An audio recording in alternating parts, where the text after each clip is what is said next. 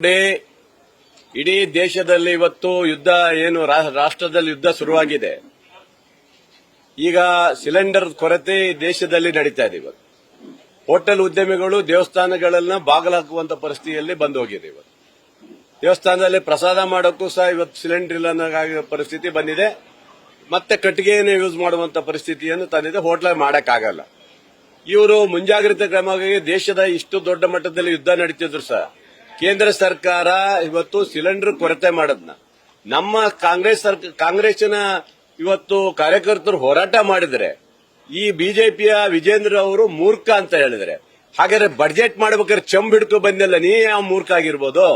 ನಿನ್ನಷ್ಟು ಮೂರ್ಖ ಯಾರು ಇಲ್ಲ ಅನಿಸ್ತದೆ ನಿನಗೆ. ಚಂಬು ಯಾವಾಗ ತಂದಿದ್ರಿ? ಬಡ್ಜೆಟ್ ಆಗಕ್ಕಿಂತ ಮುಂಚೆ ಚಂಬು ಹಿಡ್ಕೊಂಡಿದ್ರಿ ನೀವಿಲ್ಲಿ. ಅಂದ್ರೆ ನಿಮಗೆ ಮುಂಚೆನೆ ಗೊತ್ತಿತ್ತು ಸುಮ್ಮನೆ ಮಾಡ್ಬೇಕು ಅನ್ನೋದು ನಿಮಗೆ. ಅದೆಲ್ಲ ಗೊತ್ತಿತ್ತಲ್ಲ ನಿಮಗೆ. ಮೂರ್ಖರು ನೀವು, ನಾವಲ್ಲ. ನೀವು ಹೋರಾಟ ಮಾಡಿದ್ರೆ ಮಾತ್ರ ಮೂರ್ಖರಲ್ಲ. ನಾವು ಕೇಂದ್ರದ ವಿರುದ್ಧ ಹೋರಾಟ ಮಾಡಿದಾಗ ನಮಗೆ ಮೂರ್ಖ ಭಾಷೆನ ನೀವು ಇದು ಮಾಡ್ತೀರಿ. ಹಾಗಾಗಿ ನೋಡಿ, ನಿಮ್ಮ ಕೇಂದ್ರ ಸರ್ಕಾರ ವಿಫಲವಾಗಿದೆ. ರಾಜ್ಯದಲ್ಲಿ ಅಥವಾ ರಾಷ್ಟ್ರದಲ್ಲಿ ಏನ್ ಸಿಲಿಂಡರ್ ಕೊರತೆ ಅದನ್ನ ಅದಕ್ಕೆ ಕೊಡುವಂತ ಕೆಲಸ ನೀವು ಮಾಡಬೇಕು. ಅಷ್ಟು ಬಿಟ್ರೆ ಯಾಕೆ ಮೂರ್ಖರು ಅಂತ ನೀವು ಹೇಳ್ತೀರಿ? ನೀವು ಯಾವ ಉದ್ದೇಶದಲ್ಲಿ ಹೇಳ್ತೀರಿ? ಹೋರಾಟ ಮಾಡೋದು ನೀವು ಹೋರಾಟ ಮಾಡಿದ್ರೆ ಮಾತ್ರ ನಿಮಗೆ ಶ್ರೇಯಸ್ಸು. ಕಾಂಗ್ರೆಸ್ನವರು ನೀವು ಕೇಂದ್ರ ವಿರುದ್ಧ ಹೋರಾಟ ಮಾಡಿದ್ರೆ ನಿಮ್ಗೆ ತಪ್ಪಾಗತ್ತಲ್ವಾ? ಇದು ನಾನು ಖಂಡನೆ ಮಾಡ್ತೇನೆ. ಇದು ತಪ್ಪಾಗುತ್ತೆ. ಕೇಂದ್ರ ಸರ್ಕಾರ ಆದಷ್ಟು ಬೇಗ ಹೋಟೆಲ್ ಉದ್ಯಮಿಗಳು ಮುಂಚೆ ಸಂಕಷ್ಟದಲ್ಲಿದ್ದಾರೆ, ಅವರ ಪರವಾಗಿ ನಿಂತ್ಕೊಳ್ಬೇಕು. ಮತ್ತು ಬಹಳಷ್ಟು ಬೇರೆ ಬೇರೆ ಇದರಲ್ಲೂ ಸಹ ಮನೆಗಳಿಗೂ ಸಹ ತೊಂದರೆ ಆಗಿದೆ. ಇವತ್ತು ಬಹಳ ಜನರಿಗೆ ಪಾಪ ಯುದ್ಧ ನಡೀತಾ ಇರೋದು ಏನೋ ಅದ್ರ ಬಗ್ಗೆ ಕಾಳಜಿ ಇರಲಿಲ್ಲ, ಹಾಗೆ ಕೂತಿದ್ರು. ಉದಾಹರಣೆ ನಮ್ಮನೇಲೆ ಅಷ್ಟೇ ಸಿಲಿಂಡರ್ ಖಾಲಿಯಾಗಿ ಕೂತಿದ್ದೀವಿ. ಹಾಗಾಗಿ ಪರಿಸ್ಥಿತಿ. ಹಾಗಾಗಿ ದಯವಿಟ್ಟು ಸಿಲಿಂಡರ್ ಅನ್ನ ಕೇಂದ್ರ ಸರ್ಕಾರ ಮಾಡಿಕೊಡ್ಬೇಕು.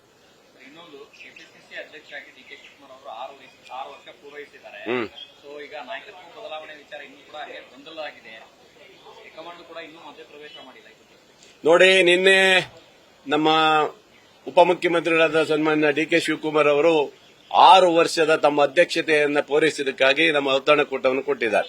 ಇಲ್ಲಿ ಎರಡು ಮಾತಿಲ್ಲ. ನಾವು ಸಹ ಅವರ ವಿಶ್ ಮಾಡಿ, ಅವರು ನಿಜವಾಗಲೂ ಕರ್ನಾಟಕ ರಾಜ್ಯದಲ್ಲಿ ಒಂದು ಸರ್ಕಾರ ತರಲಿಕ್ಕೆ ಅವರ ಪಾತ್ರ ಇತ್ತು. ನಿಜವಾಗಲೂ ಅವರ ಸಾಧನೆಗೆ ನಾವೆಲ್ಲ ಅಭಿನಂದನೆ ಸಲ್ಲಿಸಿದ್ದೀವಿ.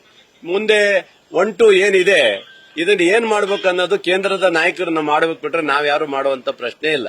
ಅವ್ರದೇ ತೀರ್ಮಾನ. ಅವ್ರ ಏನ್ ತೀರ್ಮಾನ ತಗೊಳ್ತಾ ಇದಾರೋ ಅದು ಆದಷ್ಟು ಬೇಗ ತೀರ್ಮಾನ ತಗೊಳ್ಬೇಕು ಅನ್ನೋದು ನಮ್ಮ ಒಂದು ಭಾವನೆ. ನೋಡಿ, ಫಸ್ಟ್ ಟೈಮ್ ಇದ್ದಾರೆ ಸಹ ಸಚಿವ ಸ್ಥಾನ ಬೇಕಂತ ಡೆಲ್ಲಿ ಹೋಗಿ ಬಂದಿದ್ದಾರೆ. ನಾವು 3-4 ವಯಸ್ಸರಿಗೆ ಗೆದ್ದಂತ ನಮ್ಮ ಹಿರಿಯ ಸದಸ್ಯರುಗಳು ನಾವೆಲ್ಲ ಸೇರಿ ನಾವು ಸಹ ಒಂದು ಮೀಟಿಂಗ್ ಮಾಡಿ ನಾವು ಸಹ ಸರ್ಕಾರಕ್ಕೆ ಒತ್ತಾಯ ಹಾಕ್ತಾ ಇದ್ದೀವಿ. ನಮಗೆ ಈಗಾಗಲೇ ಮುಖ್ಯಮಂತ್ರಿ ಉಪಮುಖ್ಯಮಂತ್ರಿಗಳು ತಿಳಿಸಿ ನಾವು ಇವತ್ತು ಮಾಡ್ತೇವೆ. ಆಮೇಲೆ ನೀವು ತೀರ್ಮಾನ ಮಾಡಿದ ಹೈಕಮಾಂಡ್ಗೂ ಹೋಗ್ತೇವೆ. ನಾವು ಇಲ್ಲಿಂದ ಹೈಕಮಾಂಡ್ಗೂ ಹೋಗಕ್ಕೆ ಎಲ್ಲರೂ ತಯಾರು ಮಾಡಿದ್ದೀವಿ. ನಾಳೆ ನಾವು ಒಂದು ಕಡೆ ಸೇರ್ಪಡೆ ಆಗಿ ನಿಮ್ಗೆ ತಿಳಿಸ್ತೇವೆ. ಏನು ಹಾಗೆ ಹೋಗುದಿಲ್ಲ. ನಮ್ಮ ಚರ್ಚೆ ಗಟ್ಟಿಯಾಗಿರುತ್ತೆ.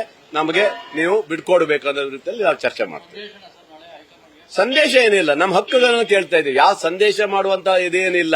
ಹಕ್ಕುಗಳಿಗೆ ಕೇಳಕ್ ಅವಕಾಶ ಇದೆ. ಫಸ್ಟ್ ಟೈಮ್ ಗೆದ್ದಾರೆ ಹಕ್ಕುಗಳನ್ನ ಕೇಳಿರ್ಬೇಕಾರೆ, 3ನೇ ಟೈಮ್ ಗೆದ್ದಂತವ್ರು 4ನೇ ಟೈಮ್ ಗೆದ್ದವ್ರು ನಮ್ಮ ಹಕ್ಕು ಕೇಳಕ್ ಯಾಕ್ರಿ ಬೇಜಾರಾಗುತ್ತೆ? ಕೇಳ್ತೀವಿ ನಾವು. ಇದರಿಂದ ಗಟ್ಟಿ ಧ್ವನಿಯಾಗಿ ಕೇಳುವಂತ ಅವಕಾಶ ಇದೆ, ಕೇಳ್ತೀವಿ ನಾವು. Thank you sir.